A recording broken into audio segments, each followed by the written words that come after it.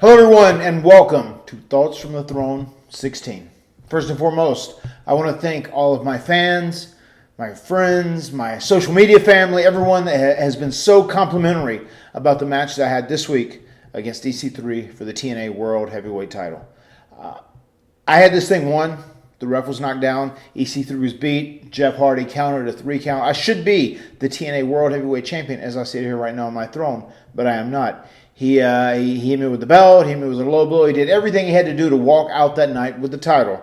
But when it was all said and done, it was a very exciting match. I had all the fans on the edge of their seats. And all of you guys have let me know through social media and just through feedback. And the Full Metal Mayhem match that we had several weeks ago, too, people seem to love that as well. And I just appreciate that all of you guys have enjoyed the Matt Hardy, Ethan Carter III rivalry so much. And I don't like Ethan Carter. I don't like EC3 at all, but I got to give the devil his due. He does make for a hell of an adversary when it comes to having a pro wrestling program, a pro wrestling feud, because it's been pretty good. It's been pretty dramatic. But you can rest assured, Matt for Champ is not going to end. It will continue until Matt Hardy becomes the TNA World Heavyweight Champion. Now, Bound for Glory, I'm going to be petitioning to get a shot at the title on that evening, and it doesn't make a difference if it's EC3 or if it's someone else, whoever it may be. Going forward, as long as TNA is in existence and I am healthy, Matt Hardy is going to be gunning for that title. And I won't stop until I actually win it. So, thanks for all the great feedback. Once again, I mentioned Bound for Glory. It's October 4th in Charlotte, North Carolina. Very excited about that. If you're anywhere in that area, you need to be there. It's going to be a great show. Obviously, myself and Jeff are going to be headlining this event as well. It's going to be an awesome pay-per-view from top to bottom. It's been a good week as far as wrestling goes, as far as the quality of the TNA programming. It's been a rough week as far as the wrestling news goes. A lot of downers this week. And one of the big ones that a lot of people have talked about was Jimmy Superfly Snuka, who actually over 30 years ago was involved in a situation. And personally, I'm not going to comment on the situation because I don't know anything about this situation. I only know what I've heard. I've heard of the folklore that Jimmy Snuka, his girlfriend died, and he was a suspect in the case for a long time. But as of this week, he was charged and arrested with third-degree murder. That's all I know. And WWE has wiped him off of their website. And considering he's a Hall of Famer, a couple weeks ago they wiped Hulk Hogan off their website. And they've kind of, ignored his place in the Hall of Fame as well. And, there's been a lot of talk about these issues, and I'm just going to comment on those things. I totally get where WWE's coming from, and I think it's the right thing to do. Especially now, we're in such a sensitive society in 2015, and WWE is a publicly traded company. They have to, they have to answer to these stockholders, and that affects their business and the health of their business. So if someone has like personal drama going on, especially if it if it has to do with legality and legal issues, they definitely have to kind of step away and pull back because they can't be associated with anyone that close. Obviously, this really started with the Chris Benoit thing, and they had to erase him out of the annals of WWE history as much as you could, and you can't blame them. I mean, they're running a business, a huge billion-dollar business, and that goes for anyone. If you're having personal drama, especially if there's legal issues involved, and that includes me, WWE was right to step away from me, when I had my stuff going on. Same with Jeff. Same with anyone. And that happens a lot of times. If someone can get their act together and get their life back on track and do the right thing, then that's cool. Go back together and do business.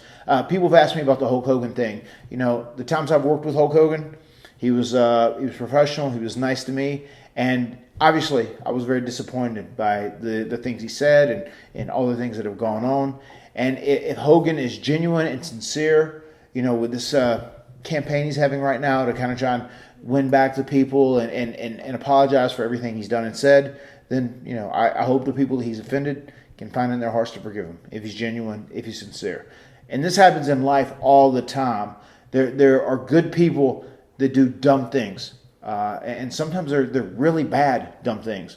But good people, if they learn from their mistakes, if they really try and be better, and they work hard to do the things they have to do to make sure that never happens again, that you never find yourself in that situation or that scenario again, then that's cool. And I think it's okay to forgive people. I am someone who believes in forgiveness, no doubt about it.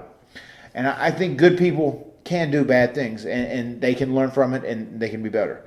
But if you actually come out and you tell everyone, no, I've learned from my mistakes, I've gotten better, I'll never do it again. But if that's just a big facade, if that's a mirage you set up so that you can just get away with things until you can go do whatever again, then that's when you need to look in the mirror and check yourself, because that's when you're not a good person.